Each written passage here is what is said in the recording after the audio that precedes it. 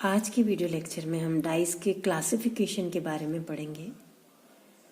जो different principles हैं उनके आधार पर हम डाइस को अलग अलग तरीके से क्लासिफाई कर सकते हैं। फर्स्ट लेते हैं हम अकॉर्डिंग टू केमिकल कॉन्स्टिट्यूशन। जो केमिकल कॉन्स्टिट्यूशन के आधार पर डाइस को हम इस तरह से क्लासिफाई करते हैं कि उसके अंदर क्रोमोफोरिक ग्रुप कौन सा है।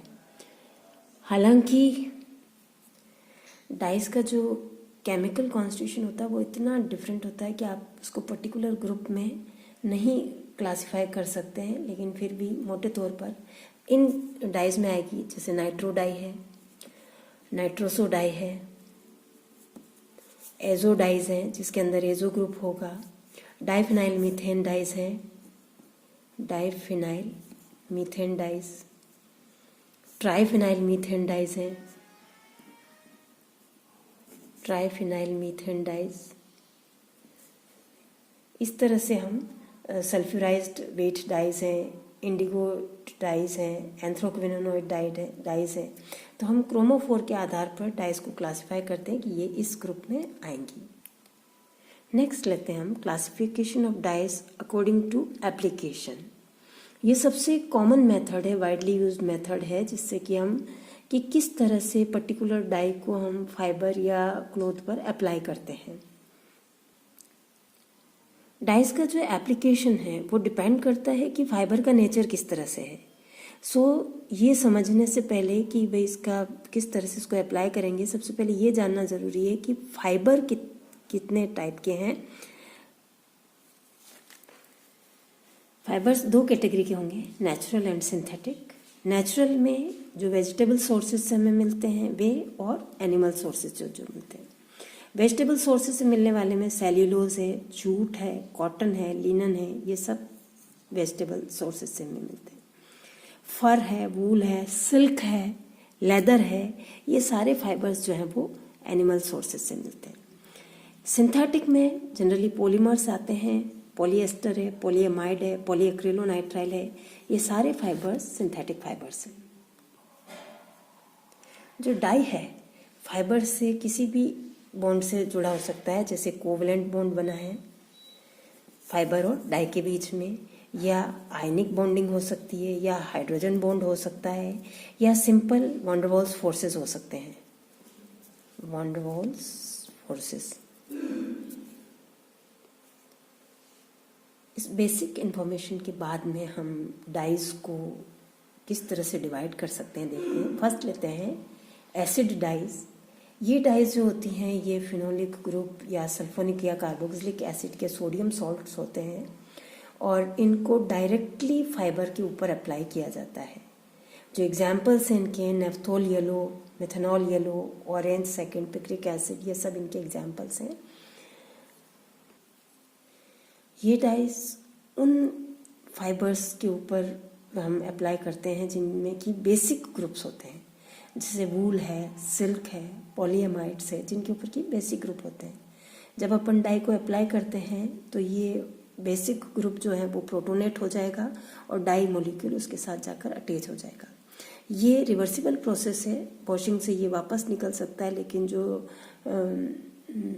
रेट ऑफ रिमूवल होगी ये डिपेंड करता है कि डाई कितना स्पीड से, किस स्पीड से डिफ्यूज होता है फाइबर से, और वो वापस temperature, size, shape of died molecule सभी पर डिपेंड करेगा।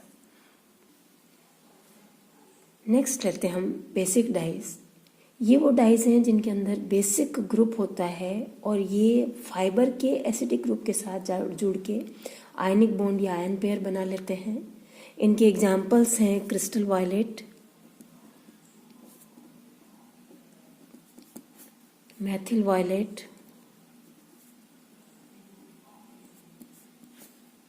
मैथिलीन ब्लू,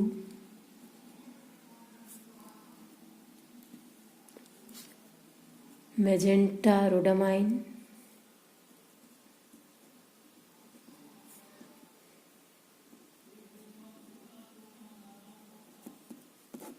ये सब बेसिक डाइज की एग्जाम्पल्स हैं। नेक्स्ट लेते हैं डायरेक्ट डाइज।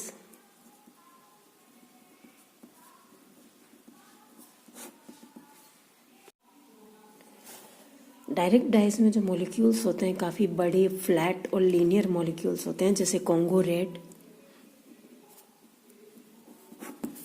कॉन्गो रेड में इन डाइज में जनरली सल्फोनिक एसिड ग्रुप होता है SO3H, लेकिन हम उसको एसिडिक डाइज में नहीं रखते हैं क्योंकि ये ग्रुप फाइबर के साथ में बाइंडिंग के काम में नहीं आ रहा है, ये बाइंडिंग में पार्टिसिपेट नहीं कर रहा है, इसलिए हम इसे एसिडिक डाइज में नहीं रख रहे हैं। जनरली ये डाइज जो होती है, जो सेल्यूलोजिक फाइबर होते हैं, जैसे जूट है, कॉटन है, लिनन है, इनको डाई करने के काम में आते हैं, जिनके ऊपर डाई मॉलिक्यूल बहुत ही स्ट्रोंगली एड्जॉर्प्शन हो जाता है उसका। नेक्स्ट है मोर्डेंट डाइज। ये डाइज जो होती हैं वो डायरेक्टली फाइबर को इन डाइज से हम डायरेक्टली फाइबर पर अप्लाई नहीं करते हैं, जबकि इनके लिए एक मोर्डेंट की ज़रूरत होती है। जो एसिडिक डाइज होते हैं जनरली उनके लिए मोर्डेंट होता है मेटल ऑक्साइड्स, और जो बेसिक डाइज हैं उनके लिए टैनिन या टैनिक एसिड जो होता है वो मोर्डेंट का काम करता है। जो मोर्डेंट होता है वो फाइबर के साथ जाकर अटैच हो जाएगा और फिर ये डाई के साथ एक इनसॉल्युबल कॉम्प्लेक्स बना लेता है, जिसको हम लेक कहते हैं।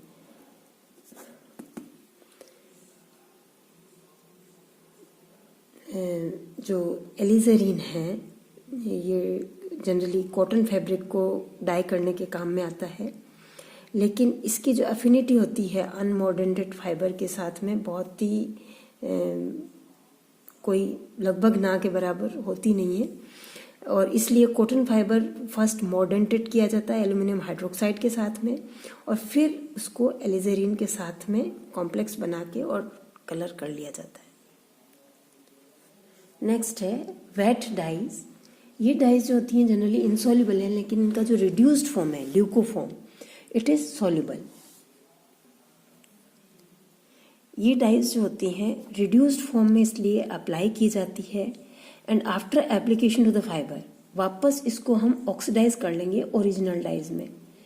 जनरली ये डाइज कॉटन फाइबर और को कलर करने के काम में आती है। मोस्ट कॉमन एग्जाम्पल है indigo and anthraquinone vat dies.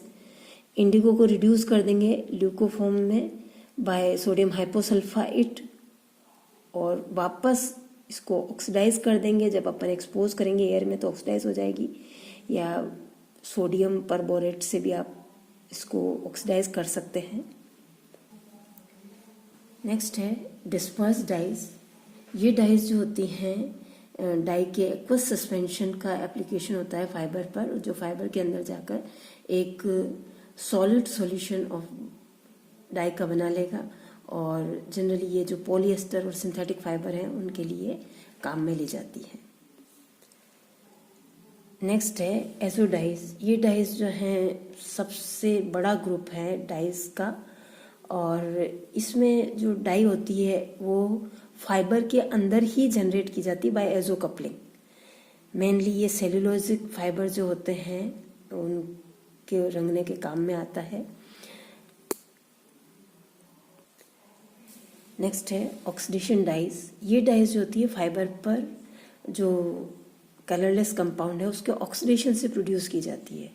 For example जो एनिलीन ऑक्सीडाइज हो जाता है कॉटन पे सोडियम डाइक्रोमेट की प्रेजेंस में, और एनिलीन ब्लैक बना लेता है। नेक्स्ट है रिएक्टिव डाइज।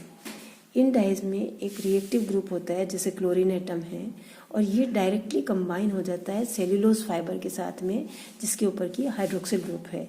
अगर एक एग्जाम्पल लें अपन ऑरेंज एजो डाइज, इसका एग्जाम्पल है।